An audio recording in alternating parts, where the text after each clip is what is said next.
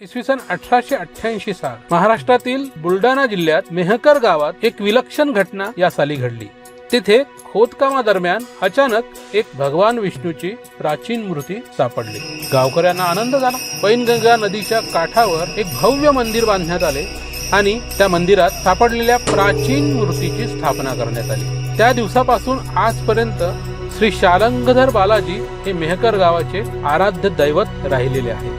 या मंत्रमुग्ध करणाऱ्या मूर्तीची कहाणी देखील तितकीच चित्तवेधक आहे। पद्मपुराणामध्ये मेहकर या गावाची प्राचीन कथा वाचायला मिळते। त्यानुसार या परिसरात पूर्वी मेघंकर नावाचा एक राक्षस गावावर राज्य करायचा। सामान्य प्रजेवर हा राक्षस भयानक अत्याचार करायचा। देव सुद्धा मेघंकराला घाबरायचे। सगळीकडे अधर्म आणि अन्यायाचे वातावरण पसरले आणि अशा वेळी भगवान विष्णूंनी शारंगधर बालाजीचे रूप घेऊन मेघंकराचा नाश केला। अन्यायाचा अंत झाला। मेघंकर राक्षस तर मरण पावला, मात्र या गावाला पडलेले त्याचे नाव मात्र कायम राहिले। त्याच मेघंकरावरून आज मेहकर हे नाव गावाला मिळालेले आहे। गावाचे रक्षण करणाऱ्या शारंगधराचे एक देवालय गावात यादव काळात बांधले गेले। पुढे कित्येक शतके ते उभे राहिले, परंतु काळाच्या ओघात आक्रमकांच्या धामधुमीत नष्ट झाले। मात्र गावकऱ्यांनी लपवून ठेवलेली शारंगधर बालाजीची मूर्ती भूमीच्या पोटात सुरक्षित राहिली आणि तीच प्रतिमा 1888 साली खोदकामादरम्यान बाहेर आली आणि याच बालाजीच्या दर्शनासाठी आम्ही मेहकर गावात येऊन पोहोचलो होतो। उंच सुरक्षा भिंतींनी तयार केलेल्या भव्य प्रवेशद्वारातून आपण मंदिराच्या शांत आणि देखण्या परिसरात पोहोचतो। जवळच पैनगंगा नदीचा प्रवाह संथपणे वाहत असतो। मुख्य मंदिराच्या समोरच एका छोट्या शिव मंदिराजवळ इथल्या प्राचीन मंदिराचे अवशेष अद्यापी आपल्याला बघता येतात। प्रभू शंकराचे दर्शन घेऊन आम्ही मुख्य मंदिराकडे वळलो। काळ्या दगडी बांधकामात तयार केलेले मंदिराचे उंच शिखर आपले लक्ष वेधून घेते। शिखरावर अनेक लहान मोठ्या प्रतिमा व गजमालिका देखील कोरलेल्या आहेत। मुख्य मंदिरात प्रवेश करताच मंदिराचा भव्य सभामंडप नजरेत भरतो।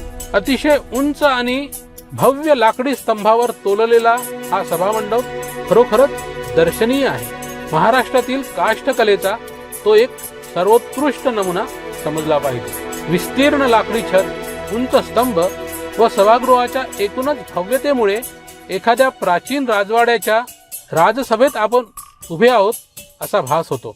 या भव्य सभामंडपासमोर दगडी बांधकामात तयार केलेले मंदिराचे अंतराळ व त्या पलीकडे गर्भगृह आहे आणि या गर्भगृहात विराजमान आहे शारंगधर बालाजीची अतिशय सुंदर व भव्य प्रतिमा। सुमारे 10.5 फूट उंच असलेली ही मूर्ती बालाजीची ज्ञात असलेली सर्वात उंच प्रतिमा मानली जाते।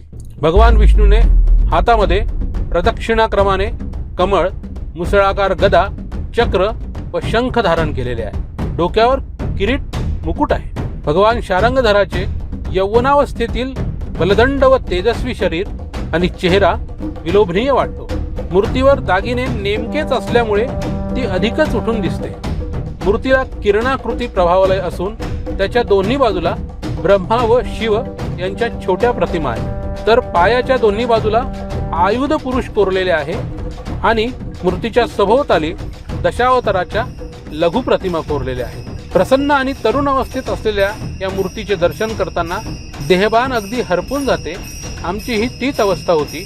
या अवस्थेतून बाहेर पडलो ते टाळ चिपळ्यांच्या जयघोषाच्या आवाजाने। सभामंडपात शारंगधर बालाजीचे दर्शन करायला आलेली श्री गजानन महाराजाची दिंडी प्रवेश करत होती। भक्तगण भक्तीत तल्लीन होऊन अभंग गात होते, नृत्य करीत होते आणि भगवंतासमोर आपली भक्ती सादर करीत होते। अवघ्या काही क्षणातच संपूर्ण मंदिराचे वातावरण भक्तिमय झाले होते।